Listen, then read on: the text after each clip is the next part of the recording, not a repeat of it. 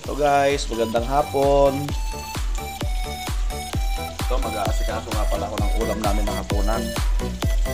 Ito nga pala yung tuyong flying fish na nabili ko sa Balot, Tondo, Manila. Masarap to guys. Masarap to sa suka. Suka na may sili. Sa tuwing nakikita kong magkasama na tayo, Ayan.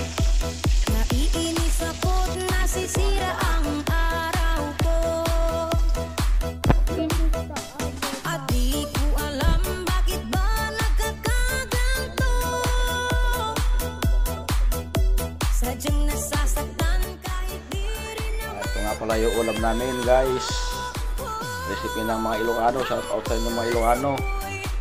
Kinabraw, talong, sitaw, at saka yan saluyot. Nasasahugan ko ng inihaw na isda. Yan. Shout out amin, ganyayo. Ilocano. Buru-buru din ako. Pinagseselosan siya, bakit ba siya Pangabing nito, tinitira ko na taong natin.